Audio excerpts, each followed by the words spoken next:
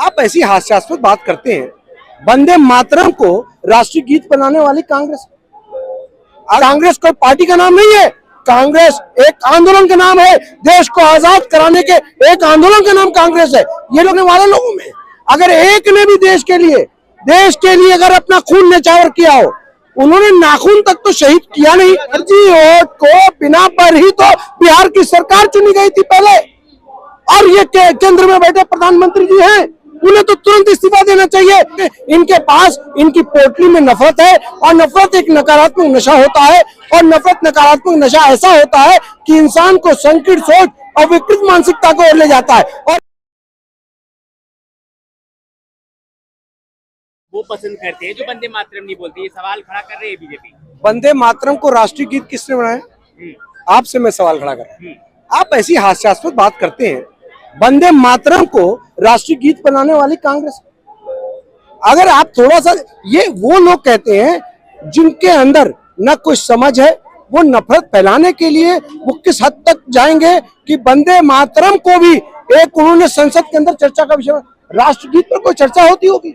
राष्ट्रगीत तो राष्ट्रगीत है। ये वो वंदे मातरम है जो एक घोषणा करता था कि देश के आजादी के लिए हमें अपनी जान कुर्बान कर देना है। ये वो नारा था।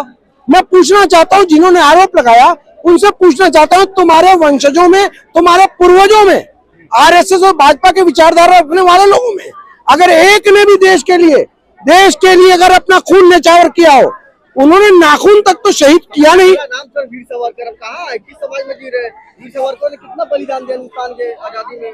देखिए, ये सावरकर जी को वीर किसी ने नहीं कहा, वो स्वयंभू वीर रहे।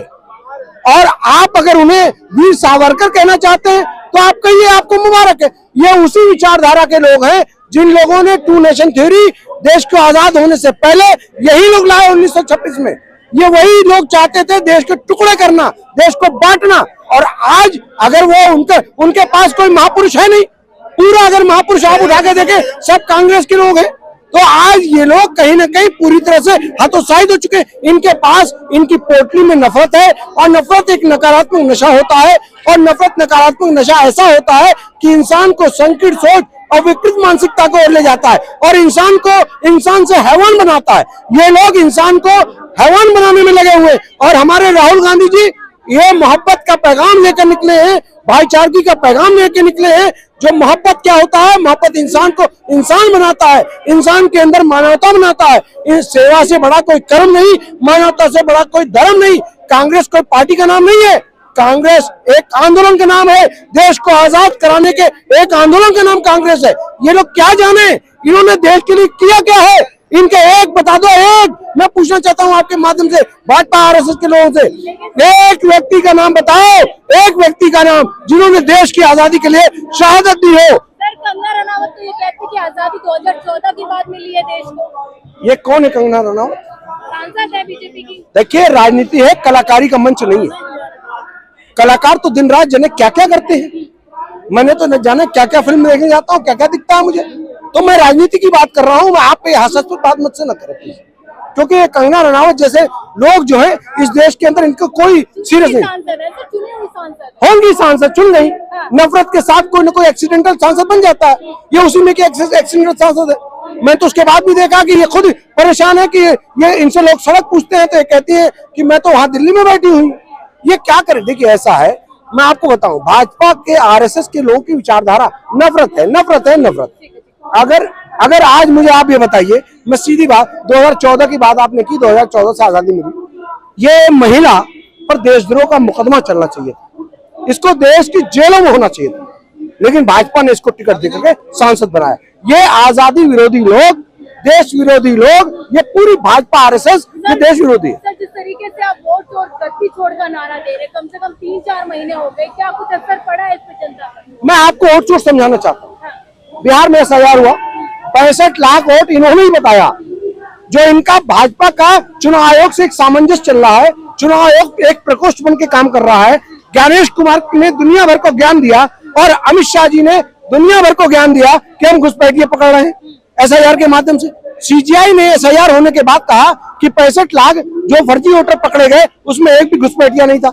मैं कहना चाहता हूँ 65 लाख आपने वोट पकड़े, कि साहब ये फर्जी वोट थे, तो उस फर्जी वोट को बिना पर ही तो बिहार की सरकार चुनी गई थी पहले, और ये केंद्र में बैठे प्रधानमंत्री जी हैं, उन्हें तो तुरंत इस्तीफा देना चाहिए। आज यूपी के अंदर जो 2.5 करोड़ से ऊपर के वोट लोगों के कटने के कगार पर है, अगर ये फर्जी वोट है, ये काटे नहीं जा रहे हैं, तो तुम प्रधानमंत्री सबसे पहले कुर्सी छोड़ो। यही तो कह रहा हूं, तुम वोट चोर थे, तुमको गुत्ती छोड़नी पड़ेगी। गलत आरोप लगा रहे, जनता को भड़का रहे हैं। राहुल गांधी के पास कोई मुद्दा नहीं है देश में। देखिए, वोट चोरी के साक्ष्य राहुल गांधी जी ने 3 प्रेस कॉन्फ्रेंस में दिए। ब्राजील की मॉडल का फोटो के साथ 22 जगह वोट।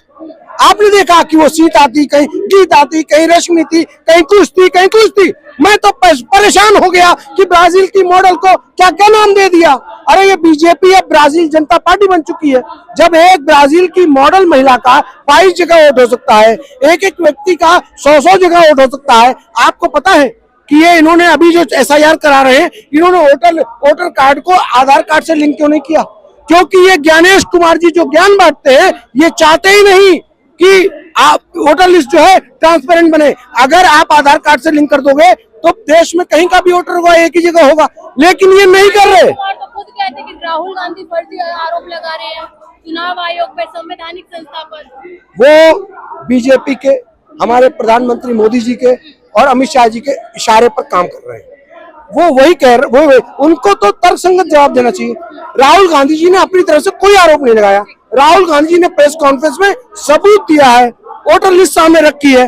अरे ज्ञानेश कुमार जी को बताना चाहिए कि उस ब्राजील मॉडल का 22 जगह वोट कैसे था। आप अगर स्पेसिफिक, अगर पूछने पर भी जवाब नहीं दोगे तो आप भी वोट चोरी के सरदार हो।